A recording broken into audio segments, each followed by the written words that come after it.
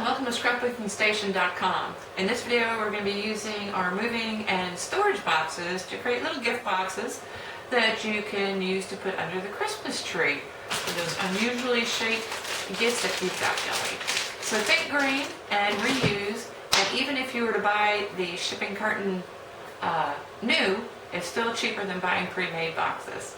So I'm going to move the camera over my shoulder. Let's take a look how that's done. Okay, so what you're going to need is some sort of gridded paper, either that or a T-square with a ruler on it.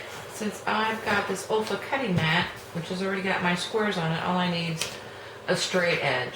And I'm just going to follow these grid lines. And of course, you need to know what it is that you're trying to tack. So I've got this from Paper Chef, but it's one of those kind of oddball shaped gifts. So first thing you want to decide is the length, the height, and the width of the box you're trying to make. So I'm going to look at this. I'm going to put it against my grid. Let me start 0. So I'm going to make my box 7 inches wide. And then following along there, 7 by 9, and an inch will give me plenty of space. So 7 by 9, and the width is going to be an inch. Okay, so the first thing you want to do is kind of chop up your box. Not too much, because even if it's got the corner, you can use that as one of your score lines. And so the overall dimension is going to be 2 times your length plus 2 times your width by the height plus 2 times the width plus 1 for tabs. And I'm going to talk about this a little bit more. So again, my length is 7 in this example, my height's going to be 9, and the width is going to be 1 inch.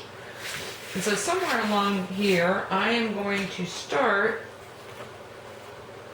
by coming across. And so I wanted to use this fold line for one of my creases.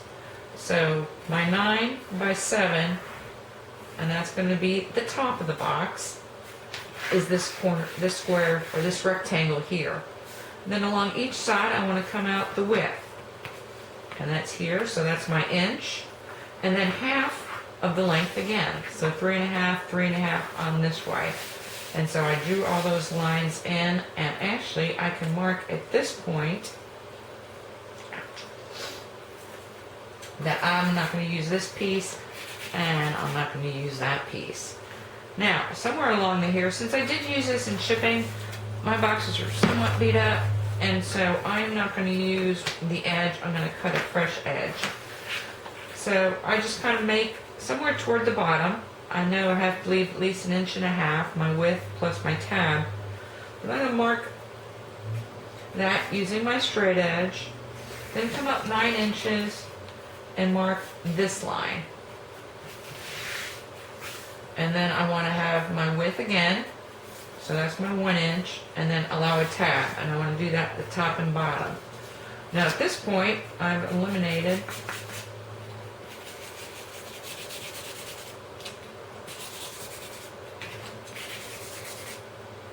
all this. Now you're going to want to score where you don't have an existing crease. Like I said, you try and use as many of the creases and edges as you can. And then what you're going to want to do is come along with your straight edge. And I'm using a golf tee, which is something that you can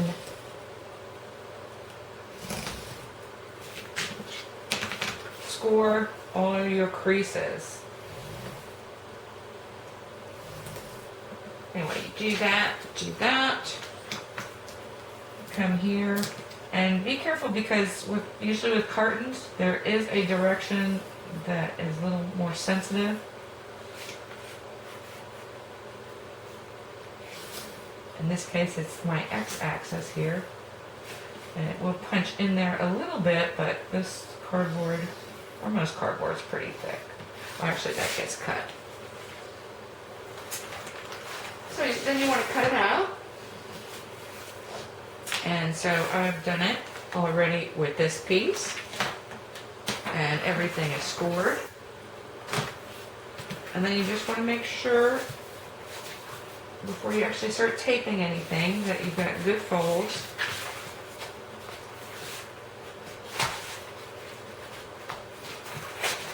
and this will come together like so. And you can either use a masking tape or a packing tape for that. And then you've got your top.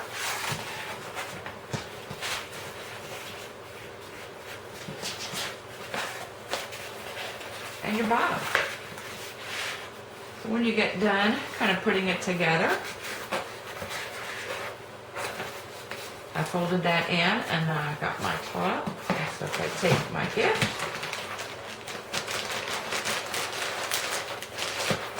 pop it in there like so. And now it's ready to get wrapped. And this formula works well with anything. This is another box, and I've already wrapped it up in my dunnage. And so I've got 3 gift boxes, free wrapping paper, all from shipments, either to my house. Actually, this, like I said, in this case, I had bought this for moving this cardboard, but in this came as dunnage. So, and now I've got all my resources to make really pretty gift tags to really shine these up. Anyway, I hope you enjoyed watching, and try and take a stab at it. It's actually a lot of fun. And again, you know, you're kind of saving the planet, which is always good nowadays. And I'm just going to leave you with these dimensions, and hopefully be back to see how the tags work out.